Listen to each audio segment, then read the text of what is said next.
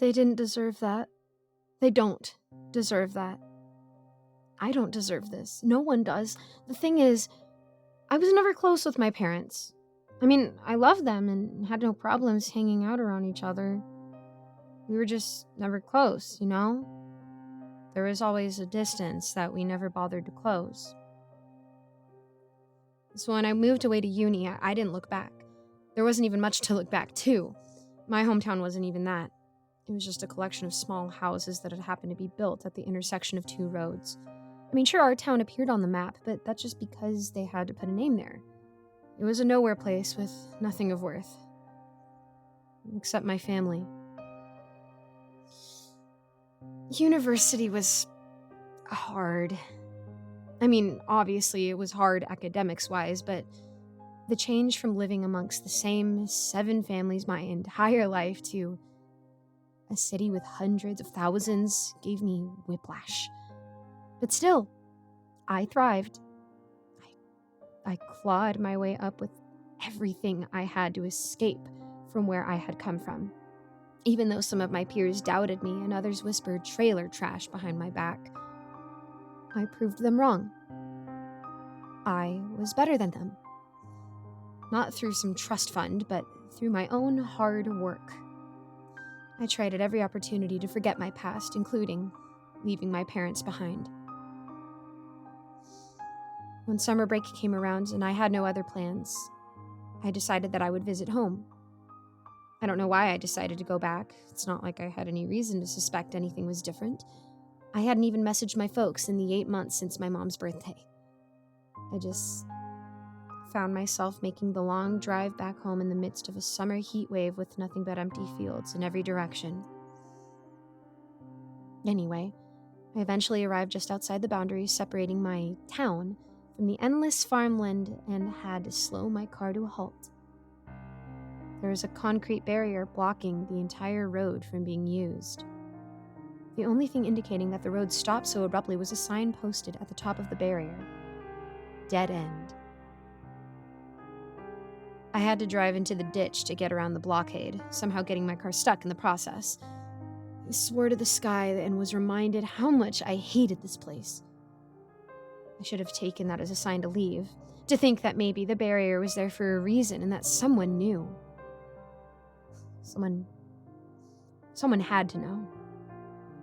Still, I pressed forward, determined to not let this awful place get the better of me. The town was quiet, not a single sound other than the wind chimes and some faint noise carried by the wind. It had always been quiet, but somehow I knew it was different. There were definitely more trees in the front yards of my neighbors than I remembered. I also noticed that there was what seemed to be an empty ambulance parked in front of a house at the other end of the street, silently sitting with its doors open and its sirens off. When I let myself into my old house, the only sound that I could hear was the static from the old radio my dad used to listen to the news with. The faint aroma of lavender also filled my nostrils. It wasn't dark in the house, quite the opposite. It was bright. Every curtain was open and every light was turned on, showing how dusty the house had become. It also meant I could see everything. My father sat in his old reclining chair facing out to the backyard with his back to me. It was almost right out of a greeting card.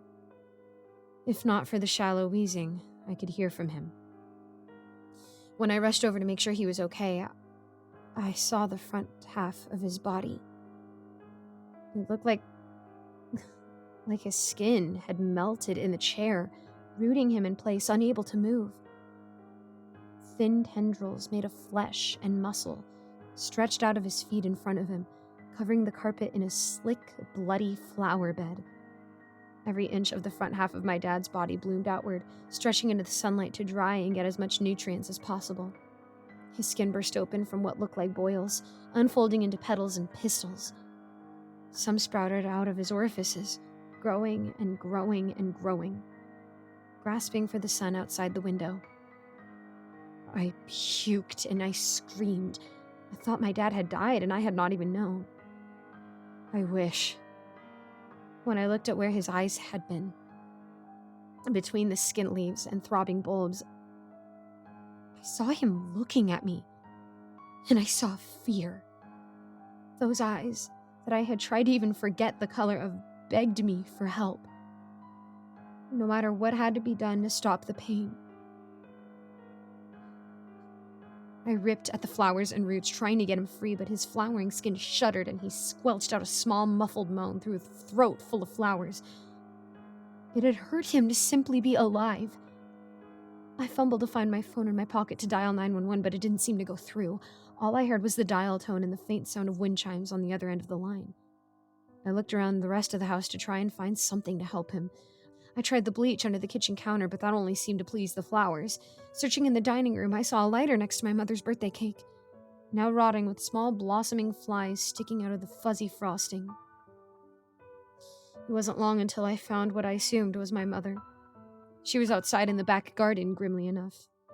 She had grown into a sprawling tree, her bones splintering into branches that stretched into the sky, her bark scabbed over, dripping with sap and pus. She resembled a cherry tree with raw pink wounds budding into flowers. She was also alive, for however much I wish it weren't true.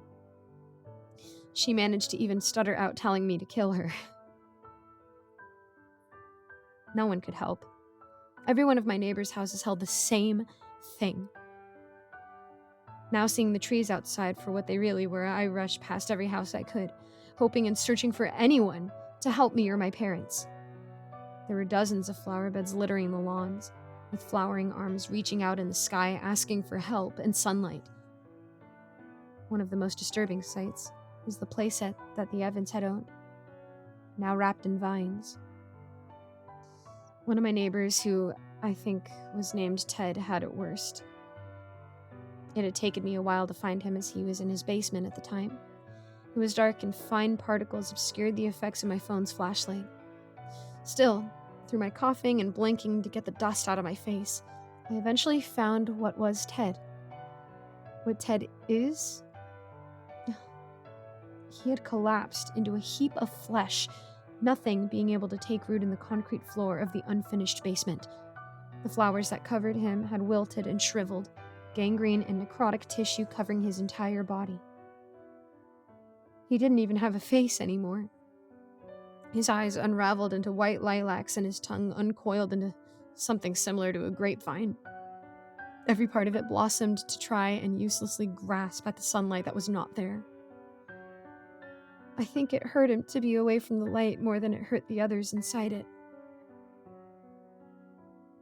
I didn't care. I had come down to Ted's basement for another reason, and I had found it. I snatched the gasoline and ran back to my parents' house.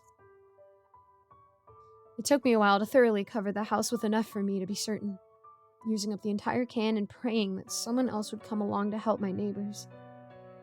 Then, I used my candle lighter to set my childhood home on fire, waiting and making sure that my parents were thoroughly burned. The wind chimes still rang as I heard the willow tree that we never planted behind this house weep. It was as I started to walk away, certain that the house was thoroughly burning, that I tripped over my own foot. When I looked down, I saw that my shoe had been split open, with thin tendrils digging into the grass beneath me. I scrambled to try and get up, ripping the thin strands of nerves out of the ground in excruciating pain. But before I could do anything, I realized my back was now leaching into the ground as well. Every movement I made to try and get up only pulled on my nervous system, shooting pain worse than anything I've ever felt through my body.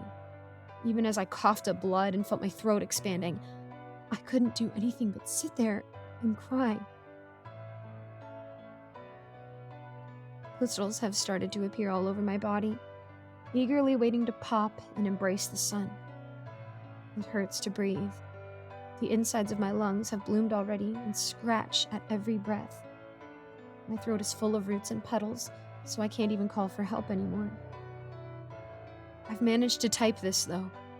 The roots in my hand may have burrowed into my phone, but it has worked long enough for me to do this. I'm glad I could help my parents. I will soon bloom and smell of lavender. I hope someone comes soon. Someone must know. Whether it's the CDC or the government, someone has to prune me, or I will grow into a meadow.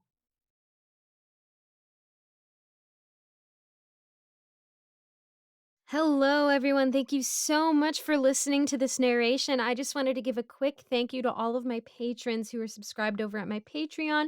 We have a great big thank you from me to you, Alonzo, Kozak, Icy Narrates, Jesse Hartley, Andreas Anderson London, and Geek Sanctuary. Thank you guys so much for supporting me. If you would like to support too, just check out the links in my description. And thank you again for listening. I hope to see you all in the next video. Bye-bye.